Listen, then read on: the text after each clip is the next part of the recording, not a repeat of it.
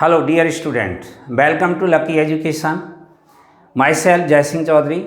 देखिए, पिछली वीडियो में हमने आपके साथ शेयर किया था कि किस प्रकार से हमें जो विशेष बातें हैं उनका हमें ध्यान रखना है, किस हिसाब से हम उनका यूज़ करेंगे, कैसे कैसे करेंगे, क्या नहीं करेंगे। अब हम आते हैं, हमारा जो ग्रामेटिकल टॉपिक आता है हमारा, जिसमें हम टेंसेस के नाम से जानते हैं, उसका दूसरा नाम है correct form of verb. Correct form of verb यहाँ पर हमारा ये टॉपिक है, तो इसमें हम यूज़ करेंगे कि करेक्ट फॉर्म ऑफ वर्ब, यानी क्रिया का सही रूप हमें यूज़ करना है। और कौन से टेंस में यूज़ करेंगे, क्या करेंगे, क्या नहीं करेंगे, उन बातों को हमें देखना है। तो सबसे पहली बात हम यहाँ पर देखेंगे कि जो हमारा ये करेक्ट फॉर्म ऑफ वर्ब का जो वो है क्वेश्चन है, वो कैसे आता है, कैसे नहीं आता है। पहले कैसे आता, पहले आता था कि आपको एक वाक्य दे दिया जाता था, उसमें ब्लैंक स्पेस दे दिया, फिर आगे लिख दिया, फिर यहाँ पर उसमें भरी जाने वाली वर्ब, उसके चार फॉर्म बनाई जाती थी वर्ब की। अलग अलग टेंसेस में वर्ब एक ही होती थी, उसकी 4 फॉर्म बनाई जाती थी। तो आपको पहचानना होता ये कौन से टेंस का है, और जब उसमें ABCD से भरना होता। बट अब कैसा मिलता है, अब मिलता है आपको सबसे पहले सब्जेक्ट मिलेगा, सब्जेक्ट के बाद में ब्लैंक स्पेस, उसके बाद में आपको वाक्य, और यहाँ पर मेन वर्ब की फर्स्ट फॉर्म आपको यहाँ मिल सकती है। मेन वर्ब की फर्स्ट फॉर्म आपको यहाँ मिल सकती है, दोनों प्लेस में से कहीं भी मिल सकती है। ये फर्स्ट फॉर्म ही मिलेगी। वो क्यों मिलेगी उसका भी मैं आपको बात बताऊँ। फर्स्ट फॉर्म क्यों मिलेगी, क्योंकि जो कुछ भी होता है वो सिर्फ और सिर्फ फर्स्ट फॉर्म से ही होता है। यानी आपको ऐसे यस लगाना है तो फर्स्ट फॉर्म में लगेगा, ING लगानी है तो फर्स्ट फॉर्म में लगानी है, सेकंड फॉर्म बनानी है तो फर्स्ट फॉर्म की बनानी है, थर्ड फॉर्म बनानी है तो फर्स्ट फॉर्म की बनानी है। तो हमें ये ध्यान रखना है कि यहाँ पर हमें फर्स्ट फॉर्म ही मिलेगी। अच्छा, इसके बाद अब आपको मैं कुछ बातें मैं आपको बताऊँगा, यहाँ पर मैं आपको रूल्स भी समझाऊँगा। परंतु आप लोगों को मैं एक बात ज़रूर कहना चाहूँगा कि जो रूल्स है ना, वो हम केवल अनुमान के आधार पर लेकर चलते हैं कि ऐसा है तो ऐसा हो सकता है। बाकी आपको तो सही सेंटेंस का जो मीनिंग क्या निकल रहा है, उसका अर्थ क्या आ रहा है, इसके अकॉर्डिंग इसमें ये टेंस हम यूज कर देते हैं, उसका ये अर्थ बैठ रहा है, तो आपको उसका अर्थ जान करके उसका सही यूज करना है। जैसा कि मैंने आपको बताया है, चार्ट बनवाया है, उसमें सारी बात बताई हैं, तो उनका हम सेंस निकाल करके कि इसमें ये आ सकता है। तो इस वजह से आपको ये ध्यान रखना है, क्या ध्यान रखना है कि हमें उसका अर्थ लेकर के चलना होगा। बाकी और जो हैं, जैसे हम जो भी एडवर्बियल हैं, एडवर्बियल किसी भी टेंस का किसी में भी जा सकता है। आपको प्रेजेंट का पास्ट में भी चला जाएगा और फ्यूचर का प्रेजेंट में भी आ जाएगा। तो जो हमारा सेंस निकल रहा होता है, उन चीज़ों को हमें ध्यान से देखना है। तो सबसे पहले हम यहाँ नियम हम जो बना करके चलते हैं, नियम बता करके चलते हैं, उनको हम केवल अनुमान के आधार पर लेकर चलते हैं। पहला नियम मैं आपको बता रहा हूँ, जैसे हमारा ब्लैंक स्पेस वाला वाक्य है, उसमें आपको घुने डोसा कर्फ यदि मिल जाता है, ये एक तरीक़ा से हमने उसको बना लिया है कि इसमें घुने डोसा कर्फ में क्या होता है कि इसमें कुछ वर्ड हैं, जैसे जी से जनरली, यदि आपको जनरली मिल रहा है, जी से जनरली, H से हैबिचुअली,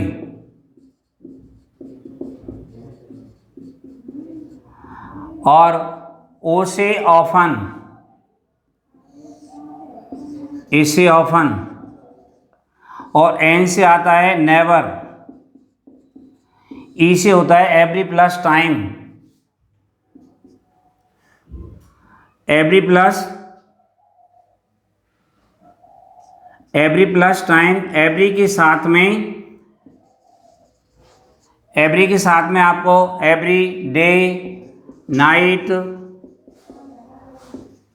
मंथ, वीक, ईयर, यानी ये जो वर्ड हैं हमारे मिल सकते हैं एवरी के साथ में। एवरी के साथ में आपको मंथ है, फोर्टनाइट है, ईयर है, डेकेड है, सेंचुरी है, कुछ भी आ सकता है। इसके बाद डी से होता है हमारा डेली, ओ से होता है ऑकेजनली, ओ से ऑकेजनली होता है,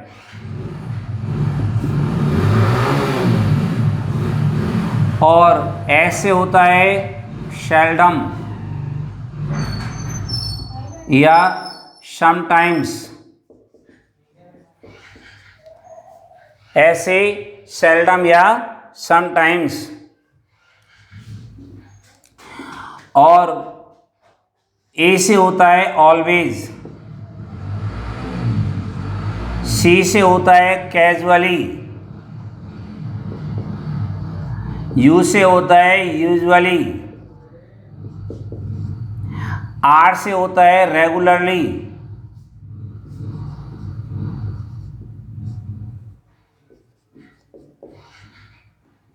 और एफ से होता है फ्रीक्वेंटली,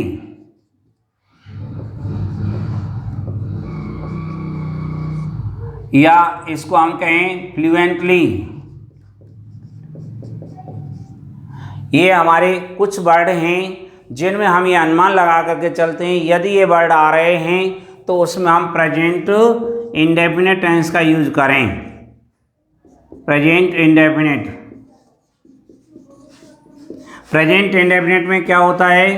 प्रेजेंट इंडेफिनिट में होता है मेन वर्ब की फर्स्ट फॉर्म में एस या एस। यदि हमारा सिंगुलर सब्जेक्ट है तो मेन वर्ब की फर्स्ट फॉर्म में एस या एस का यूज कर दिया जाएगा, और यदि हमारा सब्जेक्ट प्लूरल है तो उसमें हम मेन वर्ब की फर्स्ट फॉर्म यूज करेंगे। ये बात ध्यान रखनी है। जैसे देखो,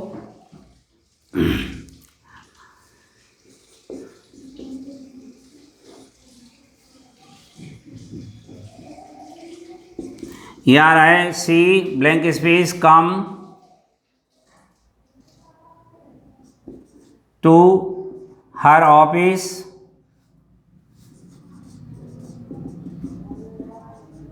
डेली। अब यहाँ देखो, ये आ गया हमारा जैसे एडवर्बियल डेली आ गया, तो हम यहाँ इसको कर देंगे कम्स। ये डेली आने के कारण ये प्रेजेंट इंडेफिनिट में हम मान रहे हैं इसको कि प्रेजेंट इंडेफिनिट चला जाएगा, तो ये हो जाएगा कम्स। इसके बाद और देखिए,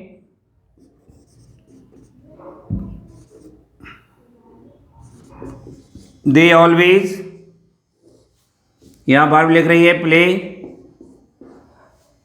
क्रिकेट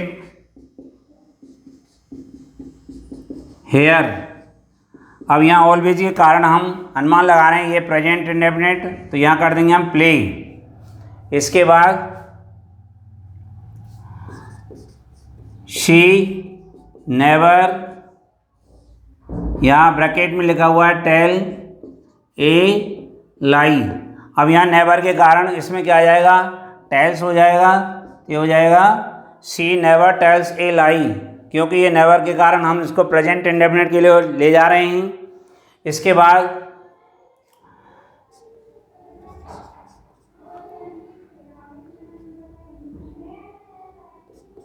द थीप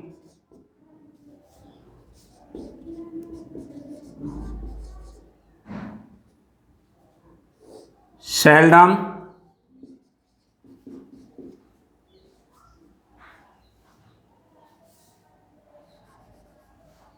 यहाँ वर्ब है लीव ए फैमिलियर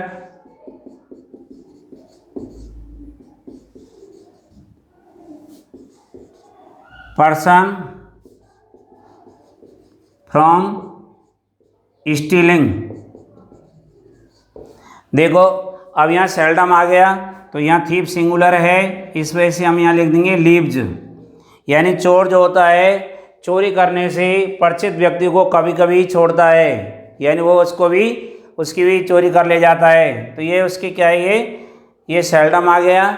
इस प्रकार से हमने इस नियम में हमने ये देखा कि इन शब्दों के आधार पर हम अनुमान लगा लेते हैं कि ये शब्द आ रहे हैं, तो हम उसमें प्रेजेंट इंडेफिनिट टेंस का यूज करेंगे। बाकी यदि मान लो और किसी टेंस में जा रहा है तो ये नहीं है इसी टेंस से बंधे हुए हों, मोस्टली इनका यूज इस टेंस में किया जाता है, इस वजह से हम इनको इसमें मान लेते हैं। और अब अगला रूल्स देखिए, रूल नंबर 2। ये फिक्स है कि यदि इस रूल के आते हैं तो इसमें प्रेजेंट इंडेफिनिट टेंस का ही यूज किया जाएगा। और उसमें कौन सा है, जैसे हमारा कोई कथन है वो सार्वभौमिक सत्य है, सार्वभौमिक सत्यता का कथन है, सार्वभौमिक सत्य। सार्वभौमिक सत्य क्या होते हैं, जिसको संपूर्ण भूमि पर सत्य माना जाता है। सार्वभौमिक सत्य जिसको हम इंग्लिश में कहते हैं यूनिवर्सल ट्रुथ, यूनिवर्सल ट्रुथ होता है। इसके बाद एक होता है हमारा शाश्वत सत्य, जो हमेशा सत्य बना रहता है। शाश्वत सत्य कह लो, सार्वभौमिक सत्य कह लो, एक ही बात है, जिसको हम कहते हैं इंटरनल ट्रुथ, इंटरनल ट्रुथ होता है, इंटरनल ट्रुथ कहा जाता है। और एक होता है हमारा कहावत, कहावत जिसको हम कहते हैं प्रोवर्ब। इसके बाद कहावत के बाद में उसके बाद आता है एक होता है हमारा आदतन कार्य। किसकी आदत है, आदतन कार्य, जिसको हम इंग्लिश में कहते हैं हैबिचुअल एक्शन।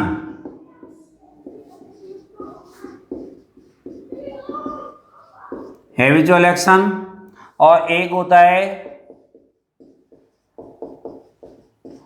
ऐतिहासिक, ऐतिहासिक तथ्य, जिसको हम इंग्लिश में कहते हैं हिस्टोरिकल फैक्ट। ये क्या होते हैं, देखो शाश्वत सत्य या सार्वभौमिक सत्य क्या होता है कि ऐसा सत्य जो दुनिया के किसी भी छोर पर जिसको झूठा साबित नहीं किया जा सके, वो हमारा होता है शाश्वत सत्य। इसके बाद आता है इंटरनल ट्रुथ है, शाश्वत सत्य है, सार्वभौमिक सत्य है, एक ही बात। इसके बाद कहावत, कहावत जैसे जिसकी लाठी उसकी भैंस, थाली मोड़ शैतान का घर, ईमानदारी सबसे अच्छी नीति, ये क्या है, ये कहावत हैं। इसके बाद आदतन कार्य, ऐसी आदत है जो फिक्स किसी की आदत बनी हुई है तो उसमें हम यहाँ लेते हैं, वो होता है हमारा हैबिचुअल एक्शन, आदतन कार्य होता है। ऐतिहासिक तथ्य क्या होता है, इतिहास में कोई बात ऐसी घटित हो गई है जिसको आज भी हम मानते चले आ रहे हैं। इसके बाद एक होता है हमारा वैज्ञानिक तथ्य। वैज्ञानिक तथ्य क्या होते हैं, वैज्ञानिक तथ्य होता है विज्ञान ने किसी बात को सिद्ध कर दिया है, किसी चीज़ को सिद्ध कर दिया है और जिसको हम आज भी मानते चले आ रहे हैं, वो हमारा वैज्ञानिक तथ्य होता है, जिसको हम इंग्लिश में कहते हैं साइंटिफिक फैक्ट। विज्ञान ने किसी बात को सिद्ध कर दिया है जिसको आज भी हम मानते चले आ रहे हैं। इनके आने पर ये यदि आ रहे हैं तो हम इसमें प्रेजेंट इंडेफिनिट टेंस का यूज़ करेंगे, इसमें प्रेजेंट इंडेफिनिट टेंस का यूज किया जाएगा इनके आने पर। प्रेजेंट इंडेफिनिट टेंस में वही बात है कि मेन वर्ब की फर्स्ट फॉर्म में एस या ईएस इनका यूज किया जाएगा। इस बात का आपको ध्यान रखना है। और देखिए इसका उदाहरण देखते हैं, जैसे द अर्थ, यहाँ लिखा हुआ है move round the sun.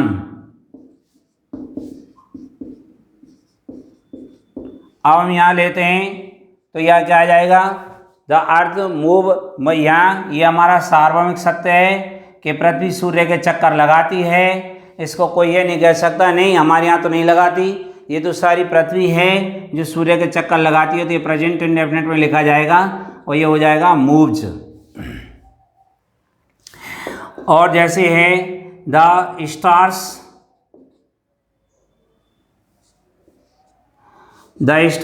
Blank space या शाइन एट नाइट, तारे रात को चमकते हैं, ये सभी जगह की बात है। तो यहाँ क्या आ जाएगा, शाइन आ जाएगा, एज इट आ जाएगा, क्योंकि ये हमारा सब्जेक्ट प्लूरल है। इसके बाद प्रोवर्ब है हमारी प्रोवर्ब है जैसे might blank space be right, जिसकी लाठी उसकी भैंस, जिसको कहते हैं वो, तो बी की फर्स्ट फॉर्म एक वचन के लिए आ जाएगी इज, तो ये हो जाएगा माइट इज राइट। इसके बाद आता है आदतन कार्य, जिसकी आदत बनी हुई है, जैसे द डॉग्स खाली जगह बार्क एट स्ट्रेंजर्स, कुत्ते अजनबियों पे भौंकते हैं, ये कुत्तों की आदत है। तो यहाँ क्या लगा देंगे हम, बार्क लगा देंगे, एज इट लिख देंगे, क्योंकि हमारा सब्जेक्ट प्लूरल है। जैसे और हम आदतन वाला और वाक्य लेते हैं, माई हस्बैंड खाली जगह ब्रैकेट में लिखा हुआ है like T in the breakfast,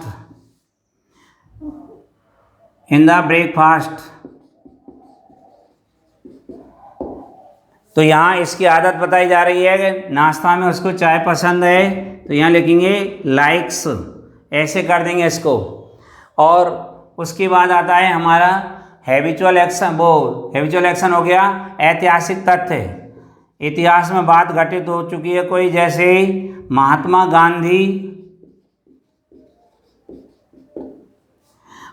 Gandhi blank space, यहाँ लिखा हुआ है call the father of nation.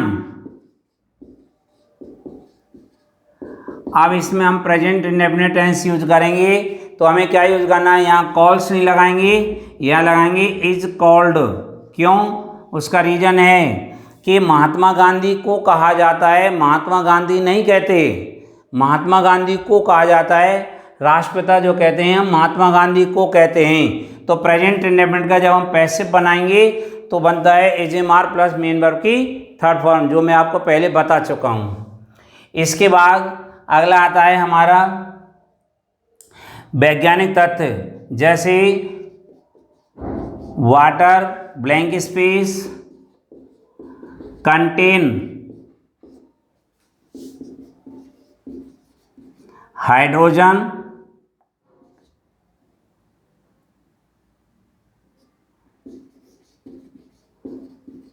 And oxygen. ये वाटर में क्या होता है, हाइड्रोजन और ऑक्सीजन होती है, तो यहाँ क्या आ जाएगा कंटेन्स, एस लगा देंगे इसमें, ये वैज्ञानिक तथ्य हो गया। और देखो एक हमारा गणितीय तथ्य होता है 2 and 2